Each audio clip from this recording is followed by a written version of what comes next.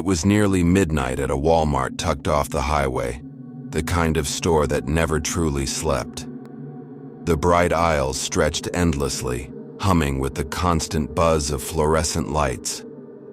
Most nights were quiet, the kind of silence that felt too big, where even the sound of a lone cart squeaking down an aisle seemed louder than it should. Maria was on register duty. She had done the overnight shift for years, long enough to know the regular faces, insomniacs looking for medicine, parents with restless babies, truckers grabbing food before heading back to the road. She was used to strange characters, but nothing had prepared her for the man in the red jacket. She noticed him first because of the cart. It was overflowing, packed to the brim. Groceries, clothes, electronics, things stacked so high they threatened to spill. That much she had seen before. But when she looked at him, she froze. His jacket was faded, patched in places, like it had been worn for decades. His skin was pale, not just sickly, but waxy, like the color of candlelight after the flame goes out. His eyes didn't seem to focus, drifting from her face to the register and back again. Still, she greeted him like any other customer. "Evening," she said, forcing a smile. The man gave no reply.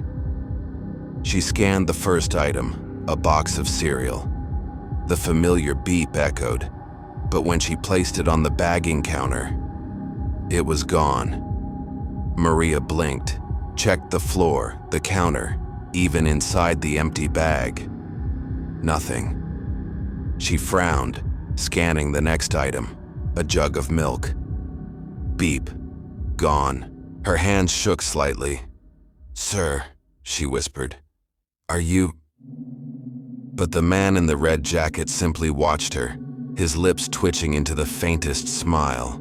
She rang every item, one by one. Each vanished. The cart emptied, yet the scanner kept tallying, the screen showing the growing total. Finally, the register printer whirred, spitting out a receipt. Paid in full. Cash.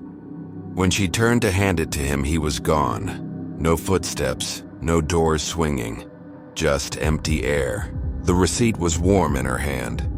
Maria told her supervisor, but he laughed, brushing it off as fatigue. But whispers began to spread.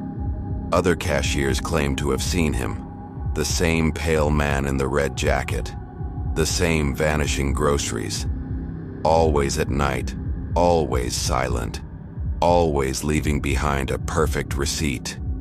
And then came the tapes. Security pulled footage from the register camera after another sighting. On screen, the cashier was alone, scanning empty air, bagging nothing. The cart appeared empty from the moment he walked in. The receipt printer spat paper, but no one stood in the lane. The cashier swore the man had been there, inches away, watching. But on camera, nothing. They called him the customer who never paid. The encounters grew stranger. A cashier named Elena once printed a receipt that didn't list groceries at all. It listed names, hers, her co-workers, her managers, each with a number beside it, like a countdown. Terrified, she dropped it, but when she picked it up again, the names were gone, replaced with normal items.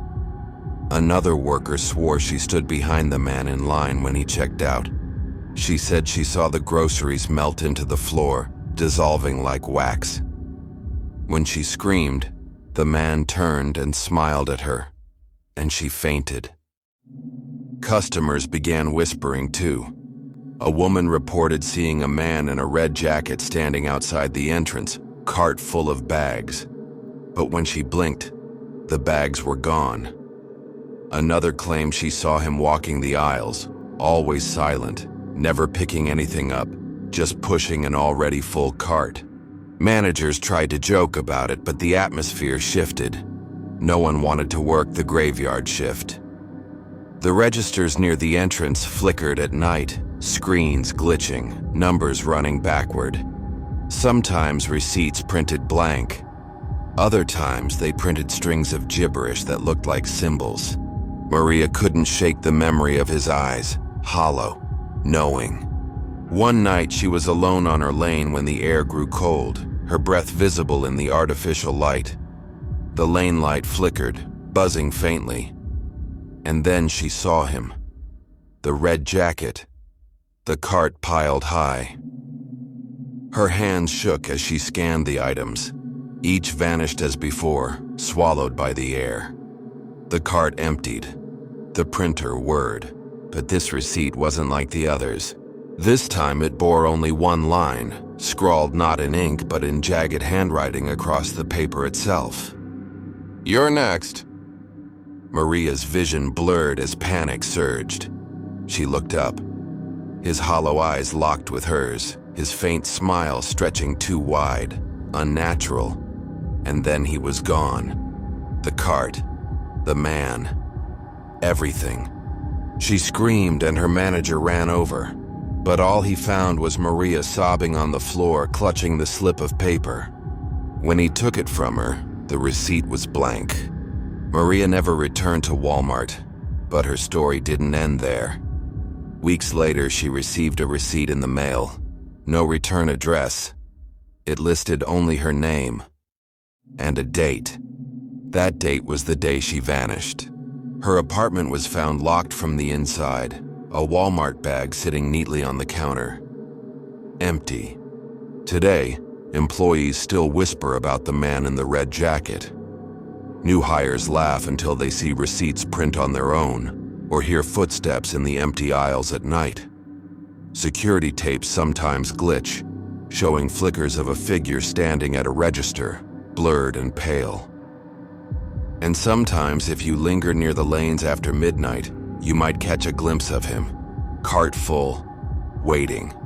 If you're unlucky enough to be the cashier, pray the receipt is blank. Because once your name prints, you won't leave the store. The back rooms of Walmart always felt different from the store itself. Customers only saw the bright aisles, the cheery music, the busy registers. But behind the swinging gray doors was another world. Dimmer, colder, silent, except for the hum of machinery.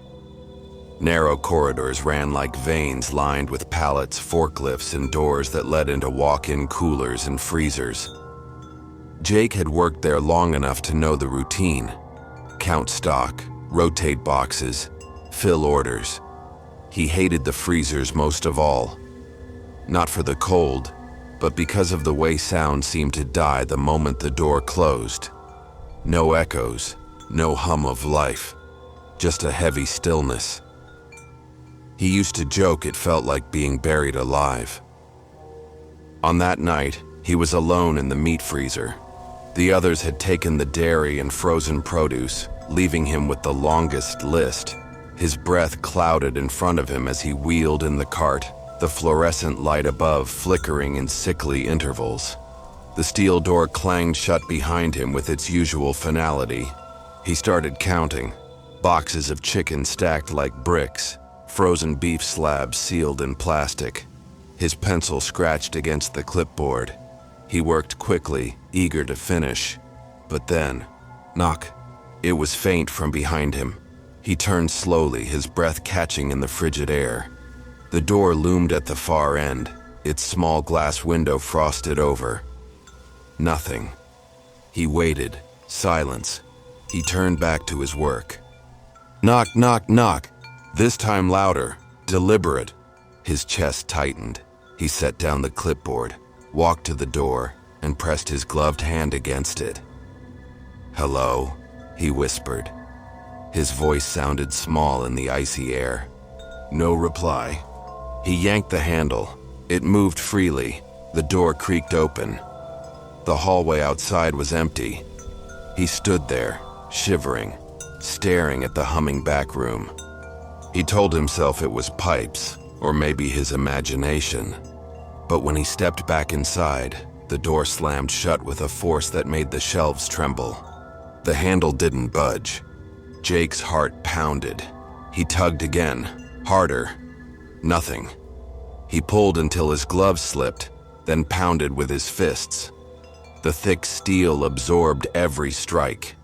He screamed for help, but his voice sounded muffled even to his own ears, swallowed by the frozen air. His breath fogged, thicker now, almost choking him. He turned back, eyes scanning the freezer. For the first time, he realized how big it felt, how deep the shadows stretched between the stacks of boxes. Something shifted in the corner, a shadow that wasn't his. "Who's there?" he rasped, his throat raw. His breath curled around him like smoke. The shadow didn't move. It crouched low, then straightened slowly, unnaturally. For a moment he thought he saw the outline of a man, hunched, lips cracked, eyes wide as though frozen in terror. And then it dissolved back into the darkness.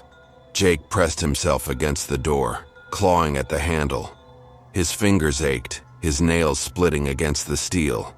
And then he saw it, words traced into the frost on the inside of the door. Fresh. "Let me out." He stumbled back, eyes wide, breath ragged. The letters began to drip, melting downward as though written by a burning finger. When his co-workers opened the freezer the next morning, they found him collapsed on the floor, lips blue, skin white. He was alive, barely. He swore he had screamed all night, but they heard nothing. The handle, they said, wasn't locked. It moved easily. The clipboard he had dropped lay in the corner, but the paper was ruined, water-stained, the numbers blurred.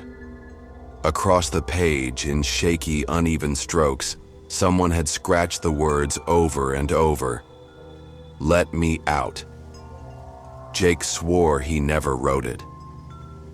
He refused to go back into the freezers, but the knocking didn't stop. Other employees began to hear it. 3 slow knocks, always on the inside of the door. At first faint, then louder, shaking the metal. A woman stocking shelves claimed she saw the handle rattle on its own, jerking as though someone pushed it from the other side. Another worker said he saw breath fog the glass window from inside, though the freezer was empty. One night, a worker swore he opened the door and saw a man crouched in the corner. Skin pale, clothes soaked, lips moving silently. He slammed the door and ran. But when he returned with help, the freezer was empty. The story spread. They said years ago, before the store expanded, a stalker had been trapped inside during a blizzard. The power failed. The door froze shut. By the time anyone found him, he was blue, fingers torn to the bone from clawing at the steel. His body had been dragged out, but the cold never let him go. Jake's dreams grew worse. He woke at night drenched in sweat, convinced he heard knocking at his bedroom door. Sometimes he dreamed of being back inside, breath frosting, door locked. Always the shadow crouched in the corner. Always the frost words on the door. The last dream ended differently. In it, he turned and the figure stood inches away, its lips split, its eyes wide, breath pouring from its mouth in choking clouds. It leaned close, and though no sound came from its throat, Jake swore he heard the words in his head. "Your turn." The final incident came with the new hire, a cocky college kid laughing at the ghost stories. "It's just cold storage," he joked. He wheeled in his cart, gave a salute, and let the door shut behind him. Minutes later, the pounding began. Workers rushed to open it. The handle froze in place, solid ice locking it. They pulled, hammered, cursed. The pounding grew frantic, then weaker, then stopped. When they finally forced the door open with a crowbar, the freezer was empty. No cart, no boxes, no worker. Only frost covering the steel, and written across it, "One more." The police searched. Cameras showed him entering but not leaving. The feed glitched every time someone tried to replay the moment he vanished. The freezer was sealed, padlocked for safety, but employees still hear it. The knocking, the handle rattling. Sometimes whispers slide through the cracks, fogging the glass. If you press your ear against the door at night, you'll hear it. 3 slow knocks, a pause, then a whisper, soft, ragged, coming from the other side. Please, just one more. And if you stay long enough, the knocking will come from behind you too. The night shift at Walmart always had its quiet hours. Between 2 and 4 in the morning, the aisles felt endless, stretching under the buzz of fluorescent lights that never dimmed. The store music looped the same cheery songs, but late at night it sounded distorted, hollow like a broken music box. Alex, a stalker, was used to it. He worked nights to avoid people, moving pallets and filling shelves in silence. He liked the routine. It kept his mind from wandering. But one shift, while restocking cleaning supplies, he noticed something strange. When he turned the corner, there was an aisle he didn't recognize. The signs above it looked faded, almost older than the rest of the store. The shelves were stacked with toys, but not the kind Walmart sold anymore. Dusty action figures in yellowed packaging, rows of Barbie dolls with styles from the 1980s, boxes of board games Alex hadn't seen since he was a kid. On the lower shelves, VHS tapes lined up neatly, their covers warped and colors dull. He frowned, checked the store map on his handheld scanner. That aisle wasn't on it. In fact, the system claimed he was standing between aisles 14 and 16. There was no aisle 15. The lights above flickered. For a moment, he thought he heard children laughing, faint but unmistakable. Then silence. He wheeled his cart inside. The air felt different there, colder somehow, heavy with the smell of dust and something else. Old plastic, like a garage sale locked in for decades. He picked up one of the dolls. Its glassy eyes seemed to shimmer under the buzzing lights. When he blinked, he swore its painted smile shifted slightly wider. He dropped it back and kept moving.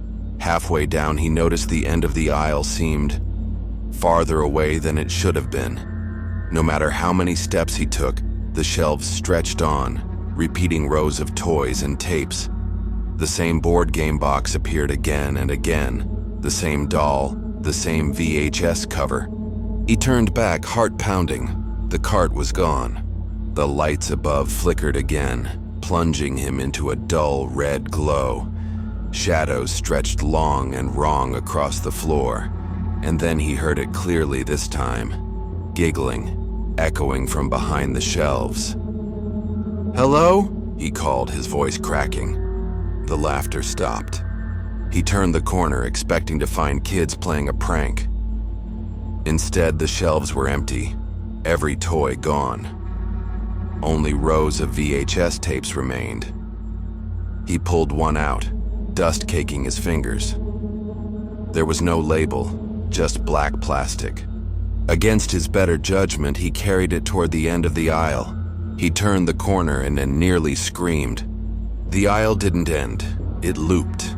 He was back where he started, staring down the same shelves, the same flickering light. The cart was there again, parked neatly, and inside it, stacked high, were dozens of VHS tapes, all unmarked. When he stumbled out into the regular aisles, gasping, his co-workers looked at him like he was crazy. "What aisle?" they asked when he tried to explain. They walked with him to the spot, but it was gone. Just a blank wall where he swore the entrance had been. For weeks after, Alex dreamed of the aisle. He saw the rows of toys, the endless shelves, the stacks of VHS tapes. In the dreams, the tapes were labeled. They bore dates. Some recent, some years old. And always, each tape had a name written beneath the date. The last tape always had his name. Others began to whisper about it. Night workers spoke of turning a corner and seeing shelves that didn't belong. Customers reported hearing children laughing in empty aisles. only to find nothing there. Security footage showed employees vanishing from one camera and reappearing minutes later on the other side of the store, pale and shaking. One manager, tired of the rumors, laughed it off. He went with a worker one night to find the mystery aisle. When he didn't come back, the worker panicked. They found him hours later, sitting on the floor in the toy section, clutching a VHS tape to his chest. He wouldn't speak. When they pried it from his hand, the label read, "Manager, 3:14 a.m." The store had no record of anyone making tapes. The cameras showed nothing. The last time Alex saw the aisle was his final night at Walmart. He walked past where it should have been, heart hammering, when the lights flickered. The faded aisle sign appeared above him. His cart rolled inside on its own, squeaking wheels echoing in the silence. He froze, but then he heard the laughter again, children giggling closer now. He turned and ran. He quit the next day, never explaining to anyone. But sometimes late at night he swears he hears it still, the squeak of a cart and the faint laughter of children. And when he closes his eyes, he sees the aisle stretching endlessly before him, shelves lined with tapes. The last one always has his name, and the date is always tomorrow. Walmart at night was never truly empty, but it always felt wrong. The overhead music played softer, the bright fluorescent lights flickered a little more often, and the aisles, endless in daylight, seemed to stretch further into the shadows. Night shift employees always said the store had a weight to it after midnight, as if someone unseen was walking the floors, watching from the corners. Tom was new to overnights. He'd been assigned to stock the paper goods aisle, not glamorous work but simple enough. He was stacking rolls of paper towels when he saw her. She walked past at the end of the aisle, pushing a cart filled with items to be shelved. Her hair was graying, pulled neatly back, and her vest looked older than the standard blue ones the staff wore now. Her name badge read, Carol. She smiled politely at Tom, the kind of nod a senior employee gives a rookie. He nodded back, relieved to see another worker in the lonely aisles. At break, Tom mentioned her to one of the veterans in the break room. "Who's Carol?" he asked. The man's face drained of color. "You must be joking." Tom shook his head. "She was stalking near me. Name tag said Carol." The man lowered his voice. "Carol's been dead 15 years. She had been a long-time employee, beloved by the crew. 15 years ago, she had collapsed in the middle of the store during an overnight shift. A heart attack.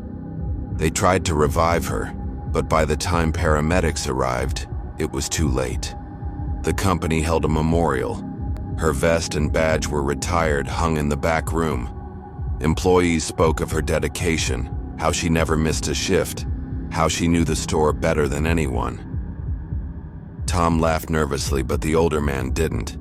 He just looked away and muttered, "If you saw her, she wanted you to." Tom tried to brush it off, but sightings of Carol grew frequent. Customers mentioned her at the service desk. "That nice older lady in the vest helped me find detergent." Another said, "She walked me to the batteries. Very polite." Managers knew better. They kept their answers short, never writing down customer complaints about Carol. But among the staff, whispers spread. Some said she appeared to customers lost in the aisles, leading them to what they needed, then vanishing. Others said she was stuck in an endless loop, doomed to repeat the shift she never finished. One employee swore Carol spoke to her directly. "She told me to leave," the woman said, pale and shaking. "Said my shift was over, even though I hadn't clocked out yet." That worker quit the next day. Tom saw her again a week later. This time, she wasn't pushing a cart. She just stood at the end of the electronics aisle staring at him. Her faint smile never moved. Her name badge glinted in the light. When he blinked, she was gone, He checked the cameras later. Nothing. But the next night he heard it. The squeak of a cartwheel, faint, echoing through the silent store. He followed the sound into the seasonal section. There she was. Carol, vest neatly buttoned, pushing a cart down the aisle. But the cart was empty. She didn't look at him.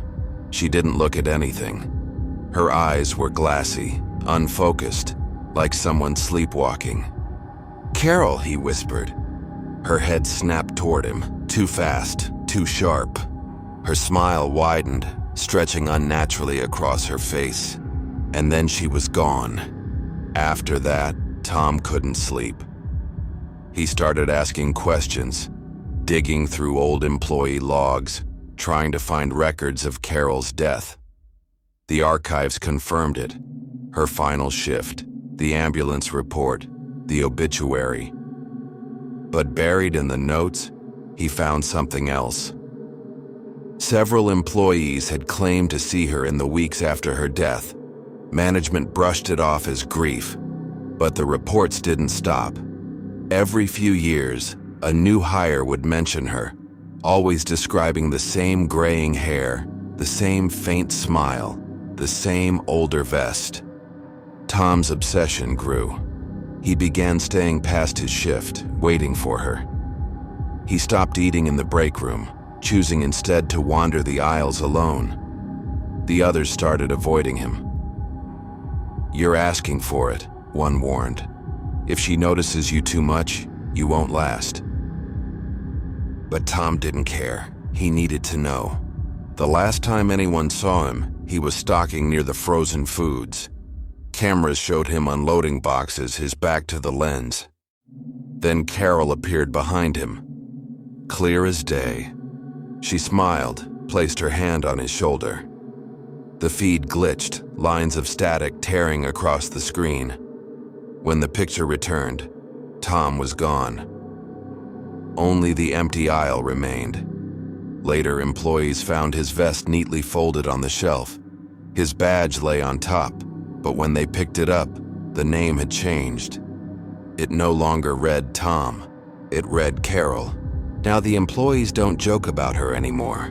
They speak of her only in whispers, careful not to draw her attention. Customers still report the helpful older woman, but workers avoid those aisles when they hear about her. And sometimes late at night, employees say they hear the squeak of a cart in an empty aisle.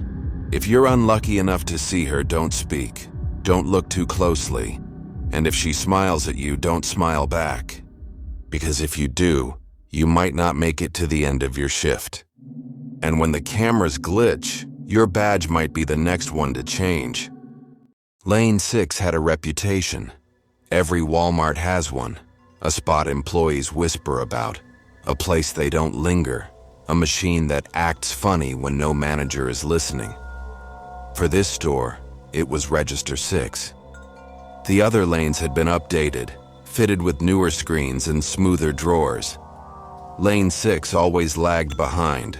Its monitor hummed, its belt stuttered, and the cash drawer often jammed shut until a knee or fist knocked it open. New hires were often assigned there, told it was good practice. Nina didn't mind at first. She liked the quiet of overnight shifts. The hum of the lights and the faint drone of the PA were background music, while she scanned items and watched the clock tick toward dawn. But one night, a routine transaction changed everything. A trucker came through with a few things: chips, a thermos, and wipes. She scanned them. The total came to $18.47. She announced it. The man reached for his wallet. Then the screen flickered. The numbers reversed. $14.81. A second later, it snapped back to $18.47. "Glitch," she muttered, forcing a smile. But the register wasn't done. Over the next few nights, totals reversed again and again. Sometimes the amounts ticked down like a clock counting backwards: 23:45, 22:34, 21:23, before settling.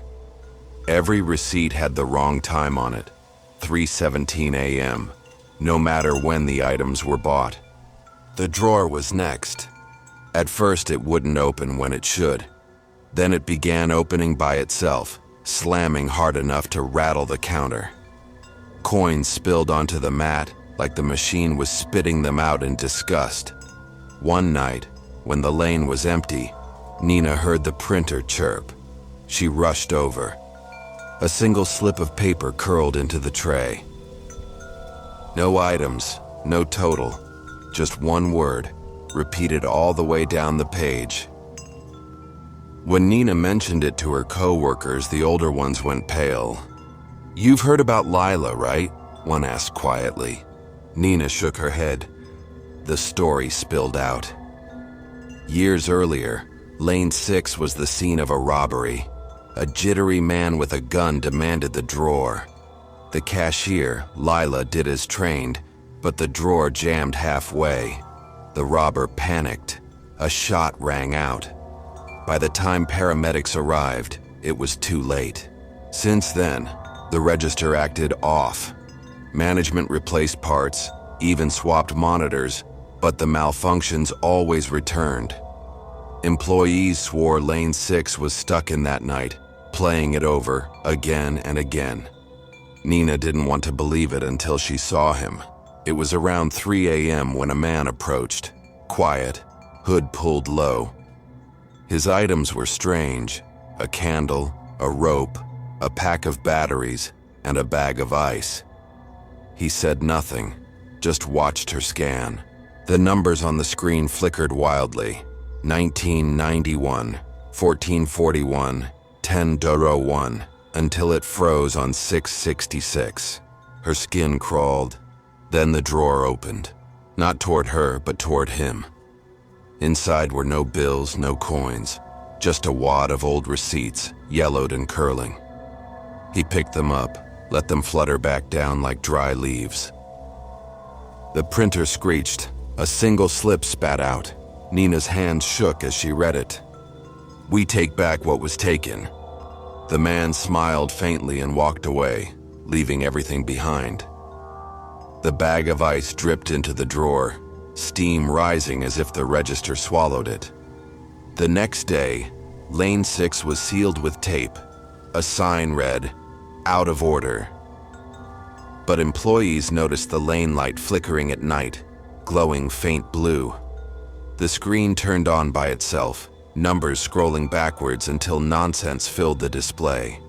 And the receipts. Customers began complaining of extra slips in their bags. Blank, except for a timestamp, 3:17 a.m. A few showed names where items should be. One cashier pulled a crumpled one from her apron. It had her name on it, with the word "returned" beside it. Management moved the lottery stand in front of Lane 6, pretended it was gone. But the staff knew. They whispered about the lights pulsing, the drawer slamming in the night, and sometimes on the monitors a figure appeared at Lane 6. A woman with dark hair, vest neat, scanning items that weren't there. Always time-stamped at 3:17. Always ending with the word. If you ever shop late at Walmart, check your receipt carefully. If the time says 3:17, don't read the rest. Don't look for your name, don't keep the slip. Because once the register counts backwards for you, it's only a matter of time before it takes back what was taken. You've just crossed the boundary between reality and the unknown. If you felt the fear tonight, make sure to subscribe before you leave, because on this channel every story is just the beginning. New nightmares arrive every few nights, each one darker than the last. Until then, keep your lights low, your doors locked, and your mind open. You are now part of the FearBound family.